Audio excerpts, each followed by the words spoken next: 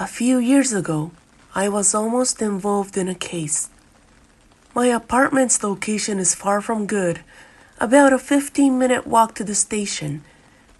But 6 months had passed since I moved in because I liked the apartment's layout and the cheap price. I started to think that I was seeing more and more foreigners on my way home.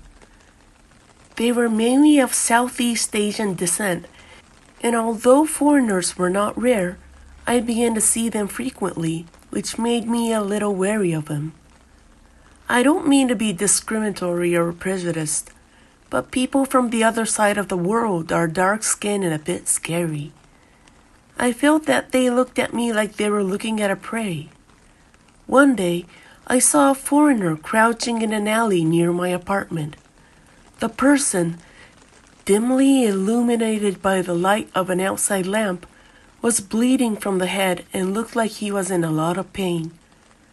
I thought about passing by, but I guess it runs in the family. My mother and grandmother both had a character that would not leave someone in trouble. I was just as meddlesome as they were, so I didn't allow a person right in front of me to suffer, or if I got in that person's way. I found myself talking to that foreigner. Fortunately, I was able to communicate with him in broken Japanese. I handed him a handkerchief and told him to hold the wound on his head, to which he replied, "It's okay, no worry." I forced him to take the handkerchief, bought some water from a vending machine, poured it on another handkerchief, wiped his face, and made him drink the rest of the water. When I asked him to call an ambulance, he stubbornly refused, saying he had no money. He staggered his steps and disappeared into a dark alley, saying, "Arigato, arigato," meaning thank you in Japanese. About a week later, I was walking down the same alley and saw a car that looked like a van parked in front of the apartment building with its engine running. As I was walking down the alley, I was suddenly grabbed by the arm and was forcefully dragged into another one. Before I could scream, he held my mouth. I tried to fight him, but I couldn't shake him off. I thought that I was going to be violated and killed, and tears started to well up in my eyes and I lost my strength. I stopped resisting and slumped down. Then I looked at the other person and saw it was the foreigner I had helped the other day. He held up his index finger in front of his mouth, signaling me not to make a sound. He saw my crying face and apologized, saying, "Sorry to surprise." I asked him why he was doing this to me.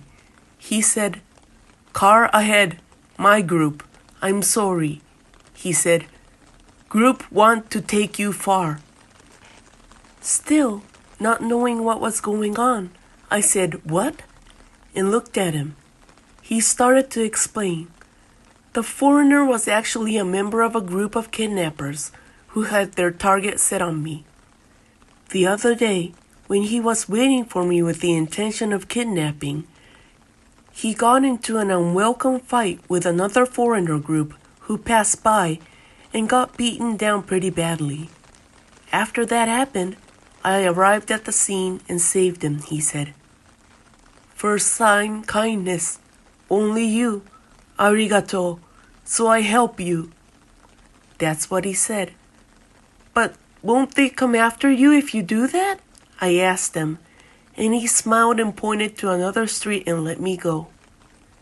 The next day, I heard on the news that an unidentified foreigner had been killed in my neighborhood. I didn't want to think it was him, but somehow I thought it might be him. When I remembered the smile he showed me at that time, I couldn't help but burst into tears. I was scared, but I'll never forget his expression. I have now moved out of my apartment and returned to my parents' house. Nothing in particular has happened to me since then.